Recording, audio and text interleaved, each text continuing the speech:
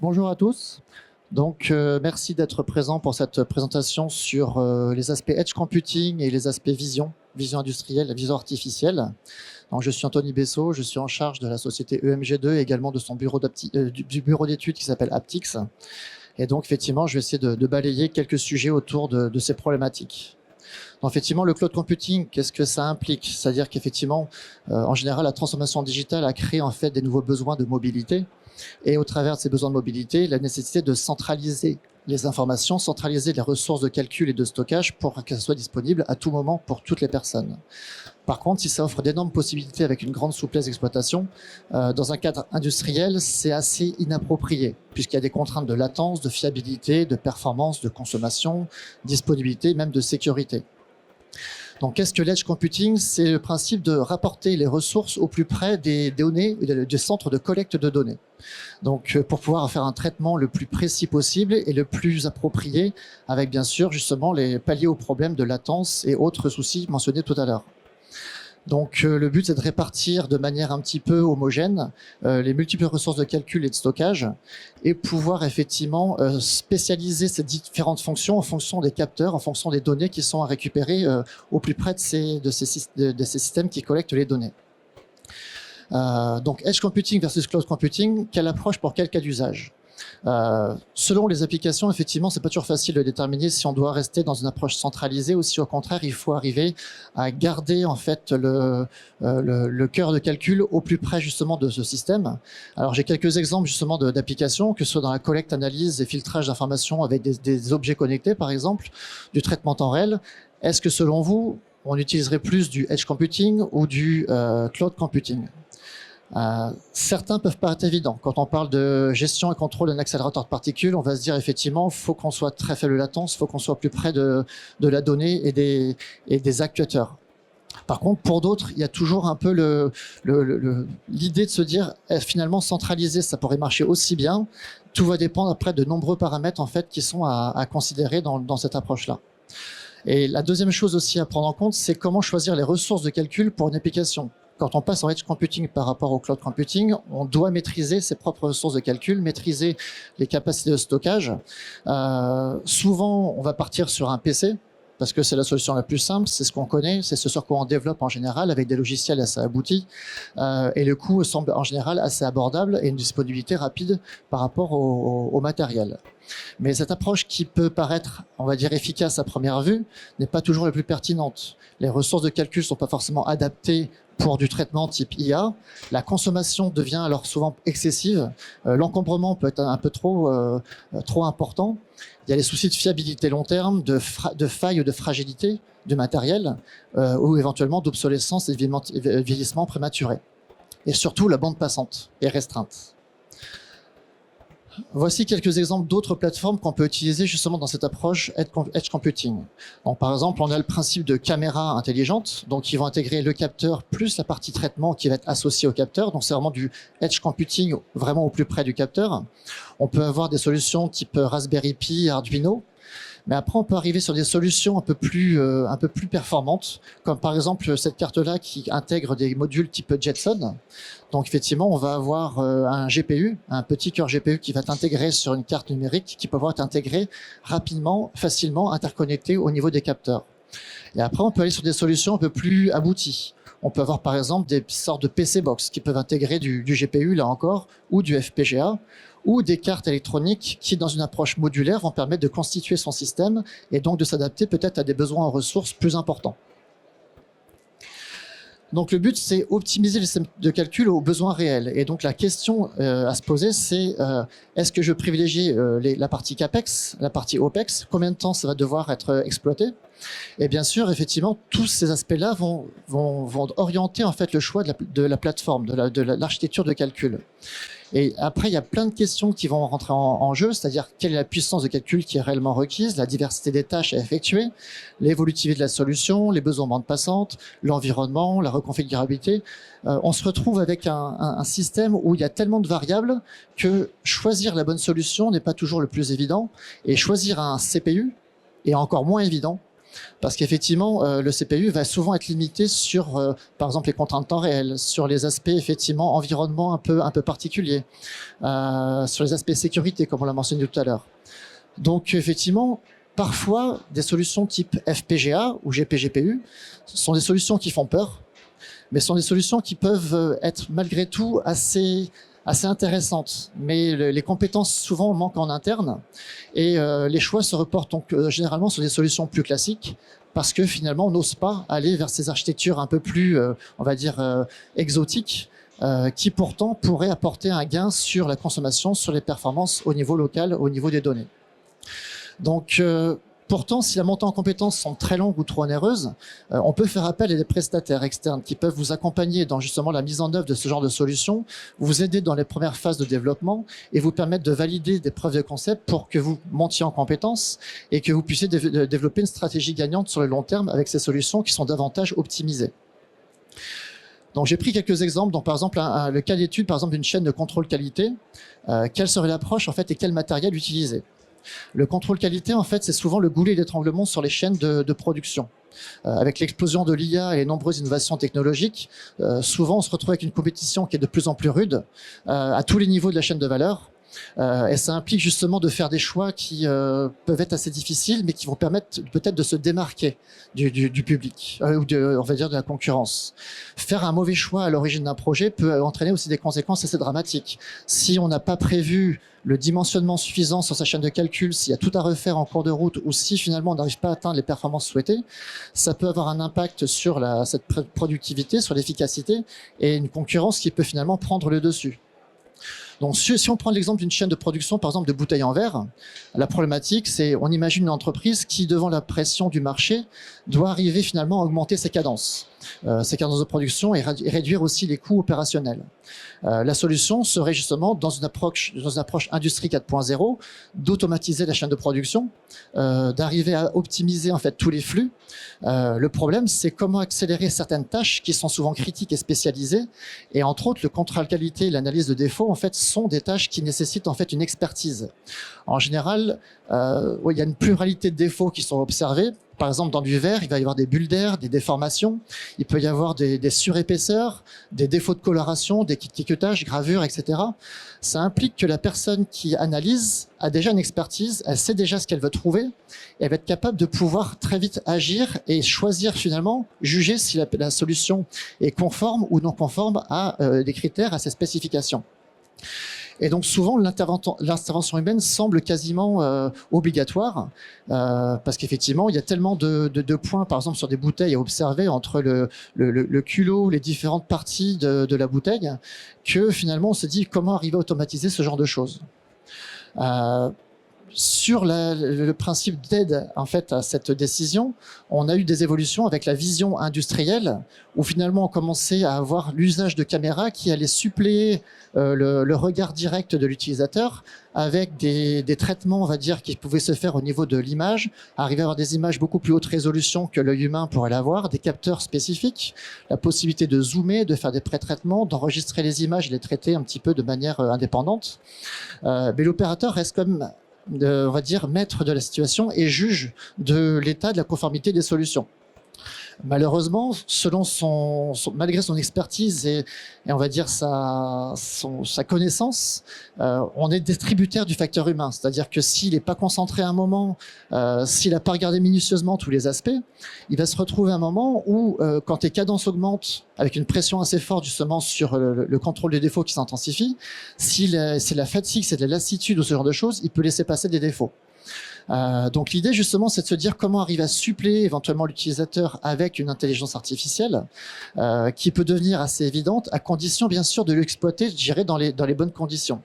Ça implique quoi? Ça implique déjà d'avoir un modèle IA qui est consciencieusement entraîné et qui a été testé, validé sur une longue durée avec, je dirais, l'appui de l'expert qui va pouvoir confirmer progressivement sur les on va dire, premiers temps de mise en œuvre que la classification qui est effectuée par l'intelligence artificielle est bien conforme à ce qui est recherché.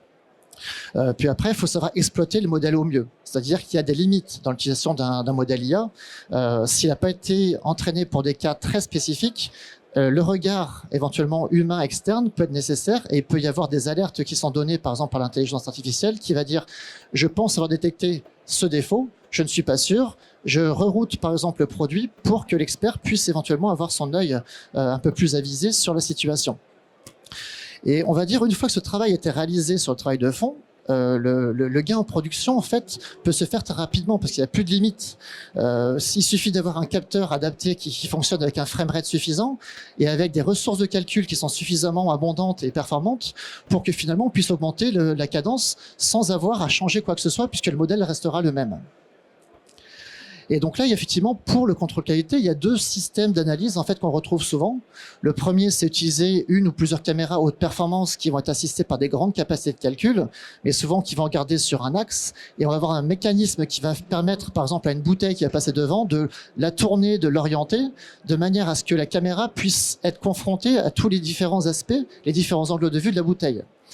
C'est bien, mais ça implique des mécanismes, enfin des adaptations, je dirais, sur la chaîne de production, et éventuellement un routage, des manipulations qui peuvent créer des casses ou des ralentissements en fait sur le flux.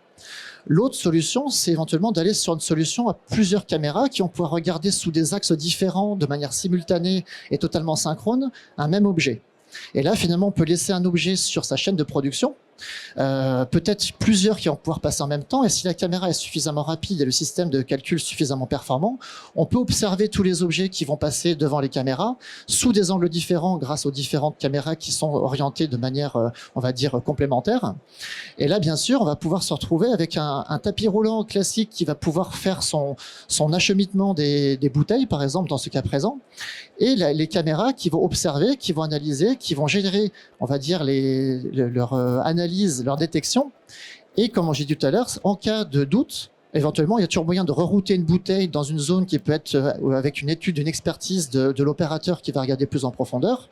Mais si le traitement est quasiment garanti avec un taux de confiance quasiment proche de 80-90%, ce qui en général est très très bon, on va pouvoir arriver à traiter directement un défaut, rejeter par exemple les bouteilles ou les valider si c'est nécessaire. Et donc finalement, ce qui se passe au niveau local, c'est que quand on va installer une chaîne automatisée de détection de défauts, des résultats de la détection va découler pas mal d'actions qui vont se faire de manière instantanée. C'est-à-dire que si les bouteilles passent avec une grande cadence, il faut que les préhenseurs ou les systèmes en fait de classification ou de détournement en fait des bouteilles se fassent quasiment instantanément. On peut pas imaginer avoir un système cloud déporté où le système caméra va dire je pense avoir, enfin voici mes données, je te les envoie à distance et quand tu auras le résultat, tu me le renvoies et je vais prendre ma décision. Et éventuellement, je vais orienter les capteurs. Il faut que ce soit fait en local. On a des contraintes de latence, on a des contraintes de flux de données qui peuvent être massifs quand on a beaucoup de caméras qui observent le système de manière instantanée. On peut avoir des problèmes de perte de réseau. Et des disponibilités aussi des ressources, parce qu'on s'est déporté dans un data center, quand on s'est déporté dans un système cloud, on ne sait jamais si les ressources de calcul sont vraiment disponibles. Alors quand on a des ressources localisées, l'avantage c'est qu'on peut commencer à les spécialiser pour un traitement donné, on peut les faire évoluer localement et on va maîtriser la nécessité de rajouter des ressources de calcul en fonction de l'ajout, je dirais, de caméras complémentaires. On peut facilement aussi dupliquer, c'est-à-dire que si on a une bonne granularité, on peut très bien avoir une deuxième chaîne de fabrication et il suffit juste simplement de reprendre le même poste avec l'unité de calcul et les caméras et de le reproduire à l'identique sur la chaîne, je dirais, voisine. Et on peut avoir, grâce à ce genre de système, on parle souvent, par exemple, d'utilisation de PC ou de NUC, mais ils ne sont pas forcément les plus adaptés dans ce genre de choses, puisqu'effectivement, on va avoir des contraintes, par exemple, de surconsommation, de modèles IA qui sont mal portés sur ce genre de système type CPU, le déterminisme qui n'est pas forcément au rendez-vous, et la bande passante aussi qui peut être limitée. Donc, sur ces cas d'usage en edge computing où on a besoin de faire un traitement rapide, faible latence, on va se retrouver souvent avec soit des caméras intelligentes qui vont intégrer le traitement du signal à l'intérieur du capteur. Le problème, c'est que c'est pas idéal parce que on n'a pas vraiment une solution qui peut être facilement spécialisée, qui peut être facilement augmentée parce qu'on a des ressources limitées dans le capteur. Ou sinon, utiliser par exemple des boîtiers type PC Box, mais à base de GPU ou de FPGA, qui peut alors être judicieux puisqu'on a la diversité d'acquisition avec des flux, des protocoles variés. des capacités en fait assez fortes de calcul et d'accélération IA, les larges bandes passantes qui peuvent être exploitées par ce genre de machines. Et pour les GPGPU par exemple, on a de larges panels de librairies, de fonctions existantes qui permettent de traiter facilement la vidéo et d'apporter en fait ces modèles IA de manière assez transparente. Pour des cas plus complexes ou pour réaliser des systèmes qui vont être évolutifs, je recommanderais plutôt une architecture type MOSA, ce qu'on appelle des architectures modulaires ouvertes, sur des standards industriels, donc par exemple le Micro TCA, qui est un standard qui monte et qui remplace pas mal d'anciens standards et qui permet de combiner efficacement différentes cartes COTS dans un châssis avec des ressources d'acquisition qui peuvent être ajoutées ou retirées à façon et des cartes CPU, des cartes GPU, des cartes FPGA qui vont pouvoir faire des traitements dédiés de manière totalement modulaire et c'est facile après finalement de travailler sur la granularité avec des systèmes plus petits ou plus grands en fonction du besoin local. Un autre exemple serait sur la partie vidéosurveillance, le suivi de personnes par exemple ou d'activités dans un entrepôt. Dans l'hypothèse, une entreprise, souhaiterait par exemple mettre en place une détection d'intrusion, par exemple d'incidents ou d'événements. Le problème, c'est que plus la zone à surveiller est large, plus il y a nécessité d'intégrer de caméras, de capteurs. Il faut arriver à assurer une observation continue, ininterrompue sur tout un périmètre, éviter les angles morts, gérer les redondances. Donc on va se retrouver par exemple, quelquefois pour des pièces assez réduites, avec 4-5 caméras, et sur des systèmes beaucoup plus grands, on va se retrouver avec des dizaines, voire des centaines de caméras qui sont à traiter en fait en simultané. Donc, pour contrôler tous ces flux et arriver à observer, à apporter en fait une intelligence sur ce genre de choses, initialement, c'était assez délicat. Il n'y avait pas forcément les machines qui existaient. Donc, l'approche qui était assez commune, c'était d'avoir un mur d'images avec tout l'affichage. On centralise tous les flux dans une pièce commune et l'opérateur doit forcément être suffisamment vigilant pour regarder, je dirais avec ses ressources et ses moyens, il n'a que 2 yeux, regarder toutes les images de manière simultanée. Donc, il y a une problématique qui est encore portée sur l'opérateur, même s'il y a des algorithmes qui peuvent assister l'opérateur pour l'attirer son regard, générer des alertes ou des signaux visuels, le facteur humain peut toujours être à cause de défaillances. Donc là encore, si on veut rajouter des algorithmes, il faut aussi rajouter des gros serveurs pour le stockage des données et on se retrouve avec des problématiques de consommation électrique localisée et des problèmes d'acheminement des données qui peuvent aussi créer des latences et créer aussi des surconsommations du fait de ces flux de données assez importants. Donc cloud computing versus edge computing pour la vidéosurveillance, moi j'aurais plus tendance à partir sur du edge computing, dans une approche où on serait un système de bulles, de bulles en fait de contrôle qui vont être en fait orientées autour de sous-systèmes, de sous-ensembles de caméras. L'avantage, c'est qu'on va pouvoir justement gérer un traitement centralisé par ces différentes bulles, un traitement massivement parallèle, plutôt qu'avoir un système centralisé avec un acheminement de données qui peut être limité. Et s'il y a de la reconnaissance faciale, s'il y a ce genre de choses, toutes les contraintes de transport d'informations un peu particulières, un peu personnelles, on peut les limiter, puisqu'on va justement les laisser centraliser auprès de la machine qui va faire son traitement au niveau local.